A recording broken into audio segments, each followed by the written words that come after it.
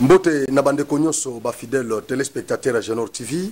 Mbote na bino nyonso obozo landa biso na ngonga oyo à partir ya la voiture na bino, à partir ya ba salon na bureau, à partir ya ba taxi, ba bus, ba resto, ba terrasse esika nyonso bozali obozo landela biso na pesi bino mbote na tombeli bino mobu molamo ya 2025 makambo nyonso ya malamu en tout cas elanda bino na année oyo na kosenga na bandeko to bandi année ya sika.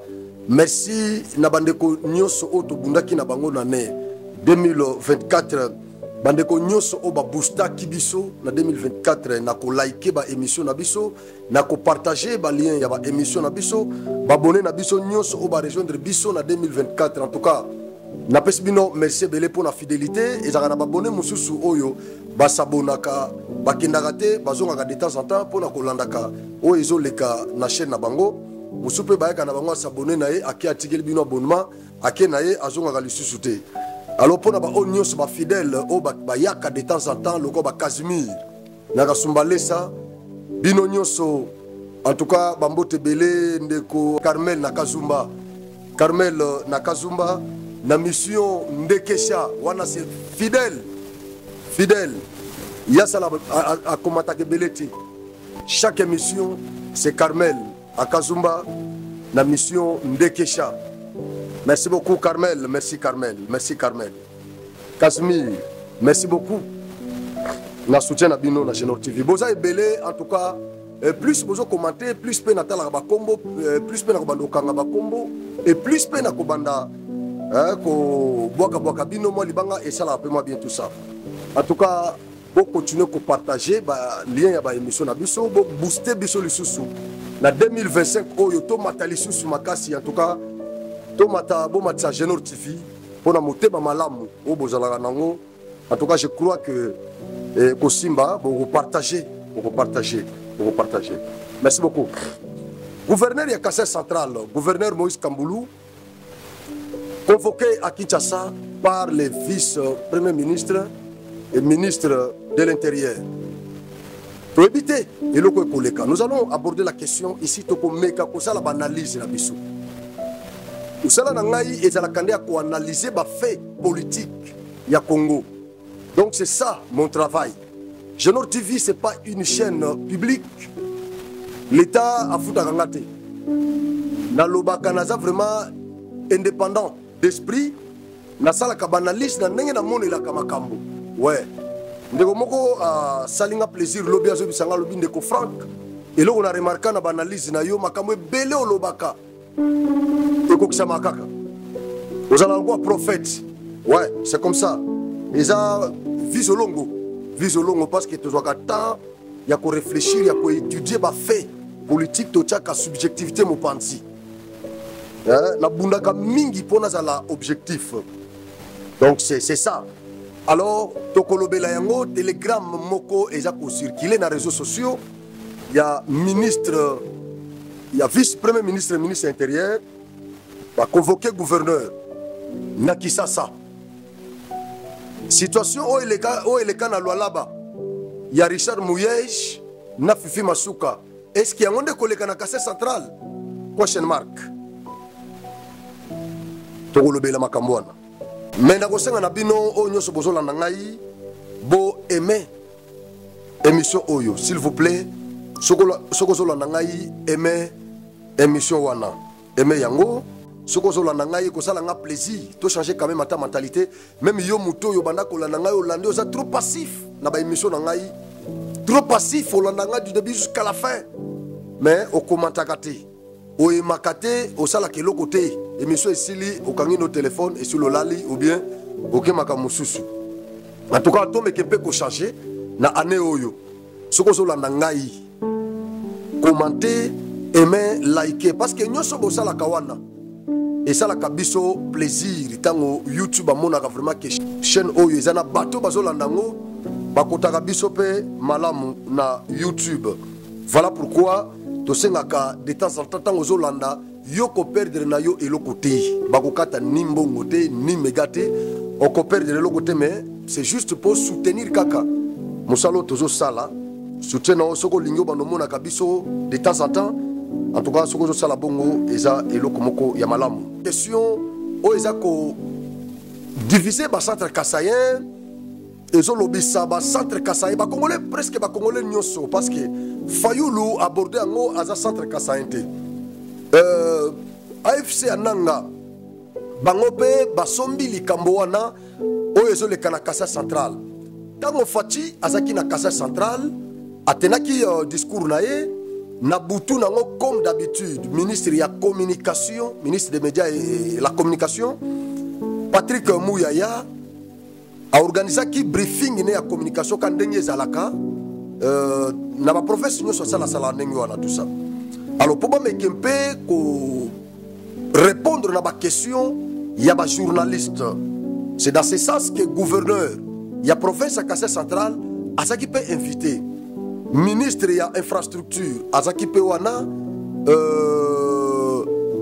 maître d'ouvrage délégué, Beseko, il y a projet Belé à Kasai central, Yépe Azalaki, wana. Alors, tant qu'on va poser, va adresser quelques questions à gouverneur. Nandeko Nabiso, concert Nabiso, Rachel Kisita, il y a RTNC. Ma réponse ou bien réaction, il y a gouverneur dans l'émission Wana, il y a monde et c'est Pelissa qui était ba centre Kasai Moussousou, mais ba Moussousou ba mi retrouvaki. Prévenez que ba journaliste bazaki Wana, ba bana ko applaudir. Patrick Mouyaya ko senga bango le bino awa ba applaudir sakate. Bino boza censé ko poser ba question. Ne soyez pas trop subjectif, soyez objectif. Patrick Mouyaya a reproché qui par journaliste au Babanako applaudir place wana. Gouverneur Moïse Kamboulou, bref, a présenté qui tableau beaucoup sombre. Il y a Kasai central dans tous les domaines, sur tous les plans. Il parlait des infrastructures. En parlant des infrastructures, gouverneur a présenté un tableau moko macabre. Il y a Kasai central comme si rien n'était fait. Comme si les Kasai central étaient abandonnés par le pouvoir central, laissés pour compte. Il a parlé avec son cœur. Le ministre des Communications, Patrick Mouyaya, a mekaki ko sengana gouverneur a relativisé quand même l'anga malamu. Gouverneur Lobake a quand même quelque chose s'est fait. Et si quand il y a salamité, gouverneur a la kisake awa, en tout cas rien n'est fait. Alors, la kosenga gouverneur a relativisé langage. Gouverneur a boy a rejeté qui demande, il y a ministre de la communication. Gouverneur a lobby, na monokonaye, qu'il s'assume. Le ministre de communication s'était senti vraiment humilié. Le ministre des infrastructures s'était senti également humilié parce que les gouverneurs n'avaient pas marché les mots. Là où ça n'avait pas marché, et oui, à l'Obaki. Et le ministre Walina qui a mécampé na logique, moko malamu en tant que homme d'État a utilisé le langage moko un peu objectif. Gouverneur a rejeté Kinyo Sowana. Ministre Sokoli Maboko a lobby, ça va bêter nos bambodi. Problème est até. Gouverneur lobby et Sili. Centre Kassayen, Moussou Basepeli, Moussou Basepelité. Na intervention na émission Mona Salaki, je crois les jours suivants, dans l'Obaki, que sur le plan des droits, il n'y a aucune loi qui condamne les gouverneurs pour avoir tenu de tels propos. Parce que là, le président Aouda a tenu le discours, il avait reconduit quand même que quelques réalisations. Et ça les maquine à Kasai central. Et la même nuit, le gouverneur a balayé Nyonso. À l'objet, rien n'est fait. L'eau, zéro. Courant, zéro. Varie urbaine, zéro. Tout, zéro. Kasai central est laissé pour compte. Le discours ou la communication du gouverneur, c'était pas mauvaise. Parce que c'est ce que nous disons chaque jour. Centre Kasai Nyonso bazako déplorer situation économique, sociale. Oyo, Kassa centrale, ils ont commis retrouvé. Donc, il n'avait pas péché. C'était pas mauvais ce qu'il avait dit. Et ça qui m'a bêté. Mais avec un œil politique, j'avais dit que ça peut poser des problèmes. Mais sur le plan des droits, les gouverneurs n'avaient pas péché. Même sur le plan biblique, les gouverneurs n'avaient pas péché. Ils n'avaient pas commis une infraction sur le plan des droits. Ils n'avaient pas violé une disposition légale. Non. Ça, je dis non. Mais sur le plan politique, gouverneur en tant que représentant et chef de l'État dans la province, gouverneur en tant que chef du gouvernement provincial ou prolongement du gouvernement central, il était censé corroborer les propos du président. Ça, c'est sur le plan politique. Parce que les gens balandaka batu bien te na koloba nazo insister nazo répéter le komoko ata 3-4 fois mais au moins ezala mutu moko a comprendre na sasa mabe. Je pense que je suis vraiment clair dans mon langage parce que naza na espace otozo benga dans un langage clair, dans un langage clair. Sur le plan politique, ça peut poser problème parce que le président de la République qui est son chef azaki pas na ye atiki na ndako pas na ye aye na plateau va poser question à contredire ye à contredire ministre ya infrastructure à contredire maître d'ouvrage délégué biso to kobeta maboko to lobi gouverneur aza loko biso to koloba gouverneur azana kibobiso gouverneur a utilisé langage na biso. Gouverneur a su place na biso. Oui, to kobeta maboko. Mais la politique est un monde boussous. En politique, on dit que là où la politique entre par la porte, les droits sortent par la fenêtre. Oui, nous sommes dans un état de droit. Le gouverneur peut s'exprimer sans problème. Mais il faut tenir compte, il y a qualité naïe. Il y a titre Oyaza Nango parce qu'il ne peut pas parler comme un député. Non, député a le mandat du peuple élu au suffrage universel, direct. Tandis que Yé a élu au suffrage indirect, c'est-à-dire il est élu de nos élus. Vous voyez?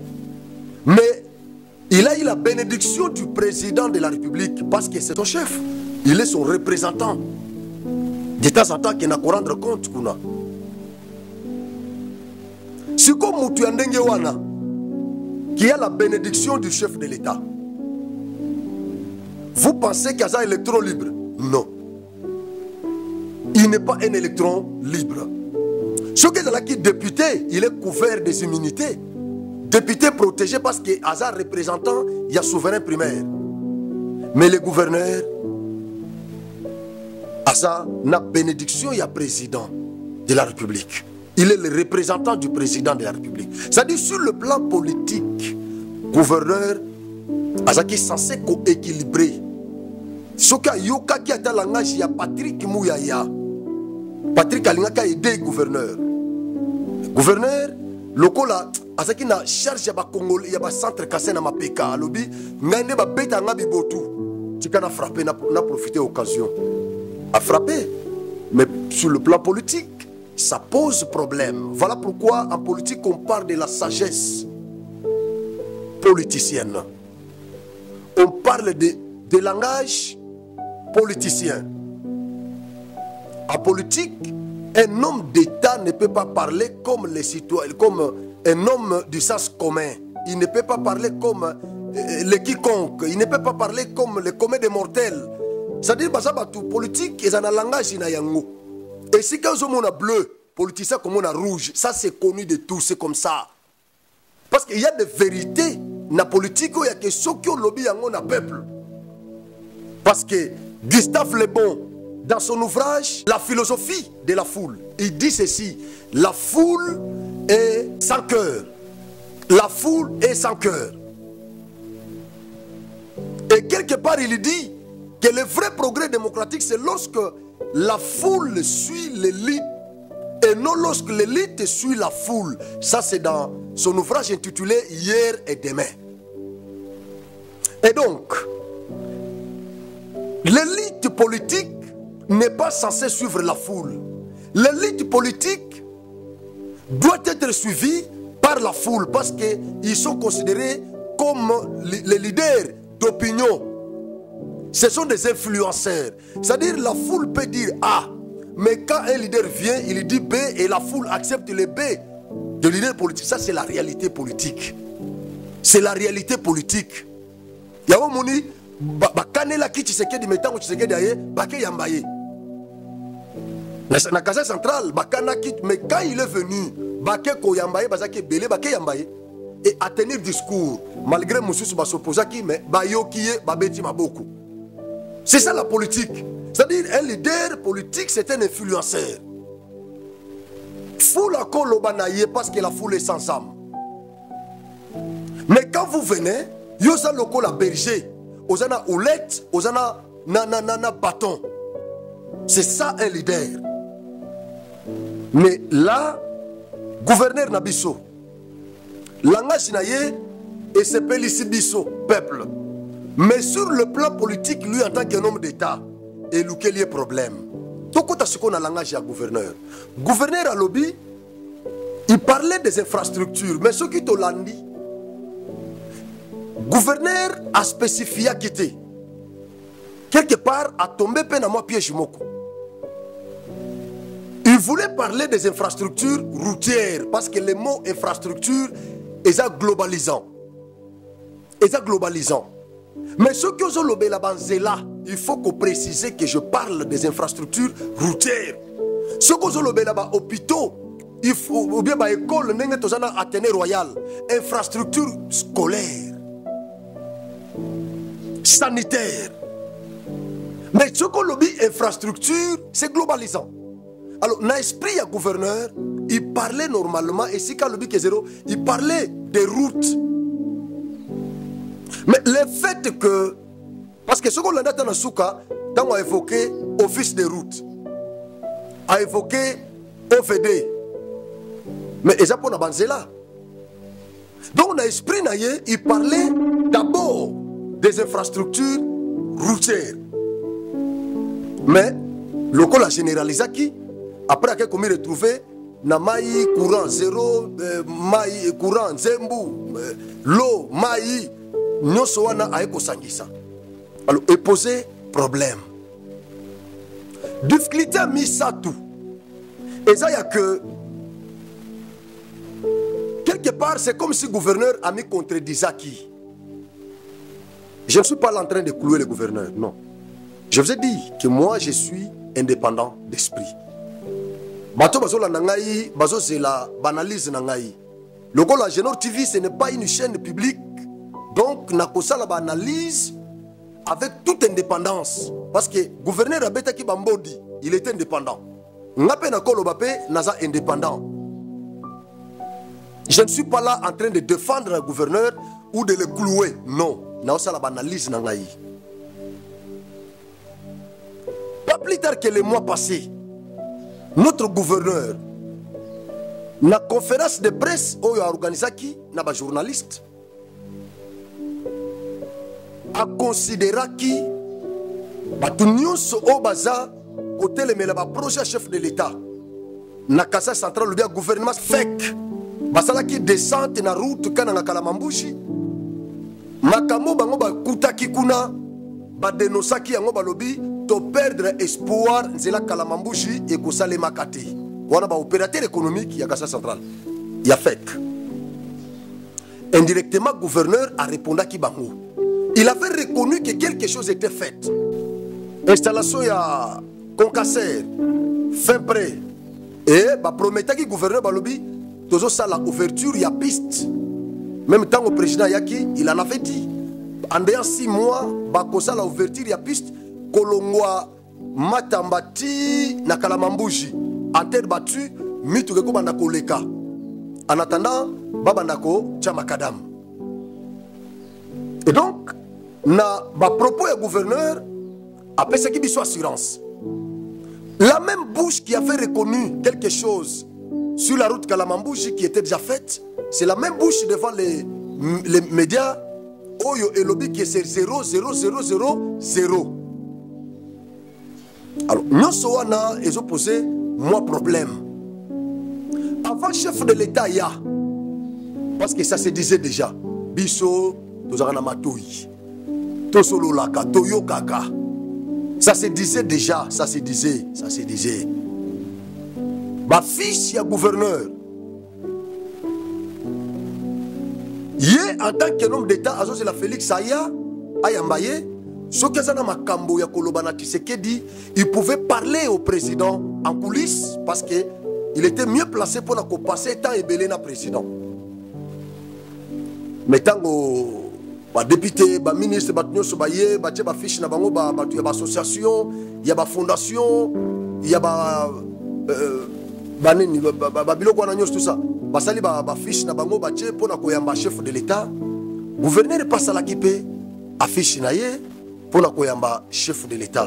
Mais na fiche na ye Mbalamoko a lancé qui demande à présenter difficulté à centre Kassaïen na ba fiche na ye. Félix Nano yaki awati. Il était considéré encore comme opposant. Ça c'est Anamo. Après on écoute Félix Aya comme un opposant. Et pourtant, et le Kwasala qui pour la biso peuple. Tout ce peuple qui parce que azana ki bobiso. Azalo kwa biso. Azo mitien na place na biso. Azo lo baloko biso. Et donc azana ki bobiso. Ça dit pour la biso petit peuple. Tokuti wazalen de loko biso. Donc tout ce peuple. Mais sur le plan politique, ça pose problème. Je crois que Bozola nanga malam. Ça pose problème. Parce qu'il avait tout le temps, Yagosona Félix, président, voilà ce que moi j'ai trouvé en province. Voilà ce que nous pouvons faire pour que tu trouves solution. Ne l'ayant pas fait en coulisses, et à écouter le mal, ou bien à la salle qui en coulisses, mais le fait d'écouter le masco liboso, qu'on paye tabambodi, qu'on contredire le chef de l'État, à Kendek déjà dans l'opposition. Il y a un moment lelo, opposant malgré la défense de ce toko sala. Mais le fait pour Fayoulou, il y a que somba likambo oyo, Fayoulou fongoli, nzela pona ba opposant, nyonso déjà ba soutenir Moïse Kamboulou. Donc ba opposant ba fongole les portes, ba zo benga gouverneur courageux. Ba fongole les portes parce que ba monique na kati na ye azana ki bobango. Azana ki bobango, azolo baloko bango, azu place na bango, nyonso wana. Alors au regard de tout ça, était gouverneur Moïse Kamboulou na posture moko Yamabé vis-à-vis na pouvoir central. Parce que là, ministre de la communication azala ki pembeni, il y a infrastructure aza pembeni. Baza bato ba sisotaka na matoi ya fachi, baza bato ba consultaka Tshisekedi, baza bato yo ba kotaka na conseil des ministres na fachi chaque vendredi. Ça dit baza na facilité comme na président. Mais tant que gouverneur pour moi na soki ayawa ou bien la conférence des gouverneurs chaque année soka kena ki n'oublie par convocation invitation ndenga zo kende wana tant mususu pe ko za la ministre ngande abengiye asuki liwana esili. Mais mutuloko la Alexis Gizaro, Patrick Mouyaya, baza bato baza na fachi en tout moment. Siko na briefing wana ba mi santaki humilié par le gouverneur et exposé au mépris des centres kassaïens, des opposants. Dans la commentaire des opposants, dans Patrick Mouyaya. Oh, il a été humilié par un gouverneur courageux. Ce qu'on a commis ça, gouverneur, il a humilié Patrick Mouyaya, même ministre, il y a infrastructure. Sur le plan politique, ça peut jouer un mauvais rôle pour notre gouverneur. Mais tu sambe la que, ndenge ba benye wana, oye koma na lualaba et comme la bisoté. Toko sambe la ke comme la bisoté. Mais bah fait n'engue na détaillé en oboye. Politiquement, ça pose problème. Ça pose problème. Ça pose problème. Na loi là Richard Mouyej, ba benga eka kaboye akena kin et sili ezaki Gilbert Kankonde bakanga ba porte akanga manaki lelo fifi masuka aketi na suka na Lualaba tozo souhaité que Moïse akende libela pour que Job Kouindama atikala na province to souhaité yango te soki bakoza la base la bango nyonso ndenge babandaki bakende bango nyonso mais zo pesa kokoso parce que tozana bakaya ba jurisprudence et belé na Congo ba benga ba gouverneur nengo na kini na ba condition ya boyi bakei pe bazongite et même ceux qui vice gouverneur à kotikala abeta maboko te akobeta maboko te akosepela te ono lokola ya keinga na tikalité ezala kamalam bino moko na province bobenga na gouverneur indépendamment de volonté il y a pouvoir central à ce moment pouvoir central et qu'on néglige bino muke pour organiser ba élection boko tikala na vice gouverneur a umeli moatan neto les gars na conseil central o ba vice ba umela parce que initiative de défenestration et outande na conseil central indépendamment volonté il y a ba autorité na niveau national yango no monere bo batika kinengwana mais na minute guerre ezali entre UDPS na ba parti musu ya union sacrée UDPS bazo tenir mordicus bazo province ya conseil central et que donc soki gouverneur a définition ba défenestrer gouverneur d'office a organiser ba élection na conseil central ba ko gena ngombangu ne vous en faites pas défenestration est intervenue quelques jours après va sensibiliser ya seni na ba député ba organiser élection mususu ba tia en place gouverneur na vice gouverneur mususu ba ko sala ngombangu pour pas se rattraper parce que tous en bazana début mandat et donc na gouverneur na vice na ye ils seront balayés tous basala ta inanité ata inanité basala ta inanité donc nzambe kaka nzambe akwa kosunga vraiment total ndenge koleka nzambe akwa kosunga sinon même ceux qui Fachi ça n'a problème té mais ba conseiller ba ministre ya Fachi ba ça na problème na yamba ki invité mokwawa je crois isa Léon Dambi Kazaku a confirmé qu'il na plateau que ba porte et kangameli na Kisasa kangameli gouverneur imaginez maintenant vous avez un gouverneur à niveau provincial au ba porte kangameli hermétiquement fermé na niveau national mais biso ne te compati biso ne te compati et donc ndai eloko na lingana loba telegram wana ezo circuler na réseaux sociaux ya ona lingana sala pe commentaire en tant que congolais centre kassayen libre d'esprit